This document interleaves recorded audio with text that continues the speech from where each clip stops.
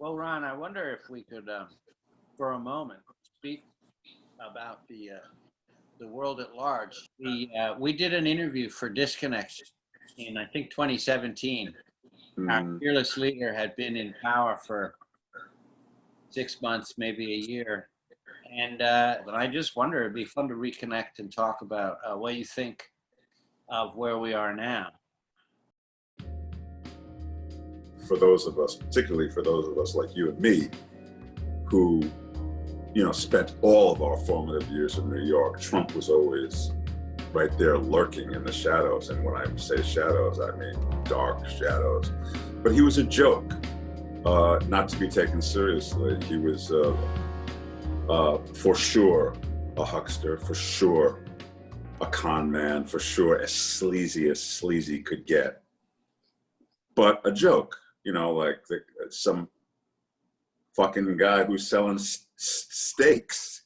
There was still this holding our breath that he hadn't done what we all feared he could do, which is really damage the Republic, really damage the Republic, really do something that you couldn't take back, that was going to alter the course of the democracy and our relationship with the entire rest of the world in a quantifiable way. And now the jury's in. I mean, he's killed 200,000 people and counting, and that number is going to become grotesquely bigger. He's decimated 100 years of progressive legislation that made the lives of Americans better. He's undone everything that was representative of acknowledging that the little guy needs some help from the big guys, simply because everything he's done is based on jealousy and pettiness and anger and envy. And all he can do is destroy. He can't build. I mean, it's so rich that, if you look at his employment application, it says builder, when his only talent is to tear down what other people have built. If there are things that you believe that did make America exceptional, which I do, I always believe that there's a great deal of nobility, not in the execution over the past 241 years necessarily, but in the dream of it all. And of course, you have to take into consideration that the guys who wrote those dreams, put them in the Bill of Rights and the Constitution and everything. They all held slaves, so nobody's fucking perfect, right? But there was something aspirational about this country, and and it's been reflected in the joy when times are good, and in the way we band together when the times are not so good, and fight off the things that can hurt us, can put a dent in our nobility and stuff. And that's been the way it's historically been. And now this guy comes along, sick, twisted, lowlife, piece of shit, soulless motherfucker, who can only tear down, who can only destroy. And when you look at him, he's still every bit as miserable and fucking angry, being the president of the United States and doing everything that he could dream about doing, about taking it all down and undoing Obama, undoing his whole legacy. And he's still the most miserable cocksucker you've ever fucking laid eyes on. I mean, the thing that probably hurts the most is that he got to be president, is that there's a way that the guy that I was describing 5 minutes ago, that all of us were witnessing with the stakes and the Trump University and the shell games and the not paying taxes and everything, that America turned him into being the most important man on earth. I keep thinking about when I was a kid, and we were being taught in school the Pledge of Allegiance, and they taught you the words, and then if you were in a really good class where they had really good civics, they taught you the meaning behind it, and they taught you the fact that our elected leaders are supposed to be examples that we follow. That having this beauty, the beautiful relationship with the spirit of America, the patriotism, the selflessness, and what does a kid look to when there's just Donald Trump with popcorn butter coming out of his pores because of all the poison that's in his system that just can't wait to get out? So I don't know if that answered your question.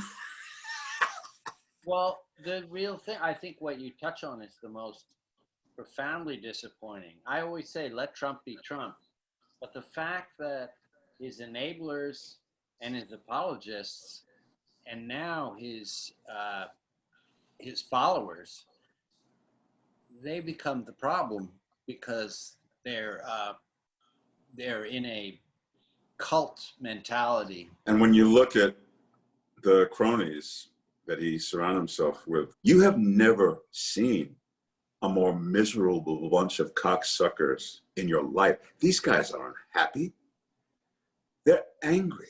They're miserable fucking cocksuckers.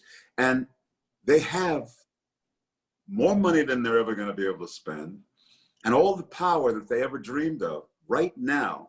Right. And they're more miserable than they've ever been. So what does that tell you about the aspiration of something that only is power and money? This is the United States of America, man. If we had thrown our resources and all of our strength and all of our things that we do when our backs are up against the wall, like we did in World War II, at this pandemic, they say of the 200,000 people that are dead, 150,000 of them will still be alive. And he's walking around showing not 1 ounce of remorse or regret or sympathy for the people whose families have been decimated. And then it's one guy, and the entire planet Earth is affected. You and I talk so long and so often about, you were one of the first guys who really, got the climate change thing. When I first met you, we talked a lot about that back in the day, before even Al Gore was talking about it.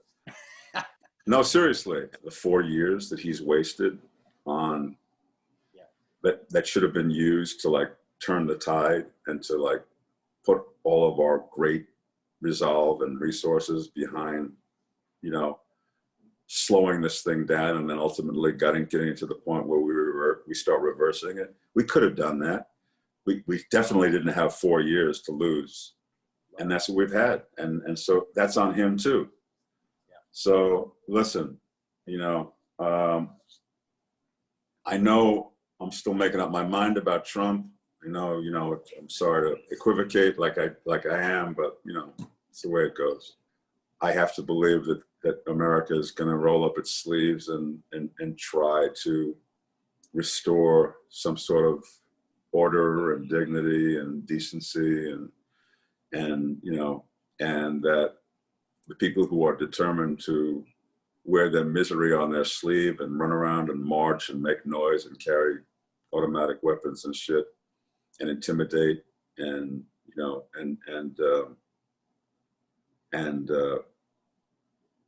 spew their hatred are going to get pushed back into the shadows where they've been. He's the only one that enabled them to come out into the light. And they're always going to be back there, but let them fucking stay back in the shadows. I mean, that's what I have to believe, and that's what I do believe. And I'm not predicting anything. I'm just giving you my aspirational kind of, I can't see it any other way. So I feel like I'm definitely a part of a large collective consciousness, which is way in the majority. The thing that's so fucked up is that the majority is not figured out how to take it back in a definitive way yet. And so that's what worries us all.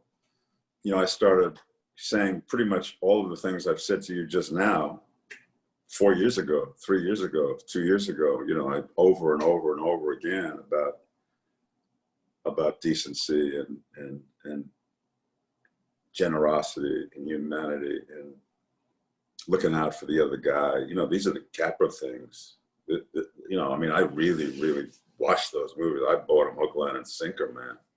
Yeah. And, you know, that's my church, you know, is like when a guy who was born in another country comes over here and he's an immigrant and knows more about how to be an American than a lot of the people who came over here on the Mayflower, you know.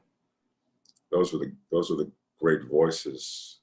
You know, what you and I love about that period of cinema, you know, there were all these Shanty Irish and Italians and, you know, and Germans and people from all over the world coming here for the American dream and having more of a relationship with what the American dream meant than a lot of Americans did.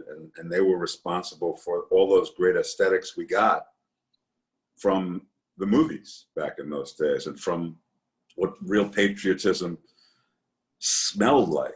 It felt like. That's what the movies can give you. It can give you something visceral. It can give you something that you look and you feel it and you maybe cry for it, but you really, it's taking you through a personal experience of like, how do you feel about these things?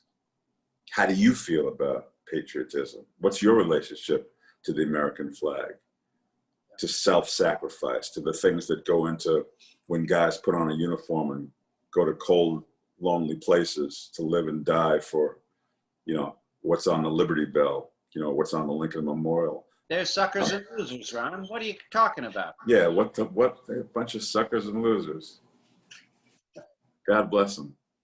I couldn't write anything more dramatically dystopian and diabolical than what we're actually watching on our news every day. Yeah. You're probably like me, maybe, you know, looking for a silver lining. Like, are we being forced to go through this for some big lesson? Are we being, is this a period where we better pay close attention to it? Because because this is one of those things, you know, like the Holocaust, for instance, which, you know, all of those people I mentioned earlier probably think didn't exist, but it did exist. And, you know, it was one of those moments in American, in world humanity, in the history of the human, where, you know, that happens on very rare occasions, but where people said never again. And, you know, you can say never again all you want, but these things can happen for a reason, and they can happen really quickly and really easily, especially when you see what lurks in the hearts of men and the fact that anyone can interpret Donald Trump as somebody who speaks for the Christian right, for the evangelicals, who has any kind of spiritual relationship with the teachings of the Lord and Jesus Christ and the Bible. You know, you know, so for me, it's like, when it's as blatant as this and as cataclysmic as this and as consequential as this, my only hope as an artist is, oh, I get it. We're about to, you know, get a big kind of like, yeah, that's why that happened, so that this could happen. Well, I'm ready for this other thing to happen, like, because I'm sick of this shit.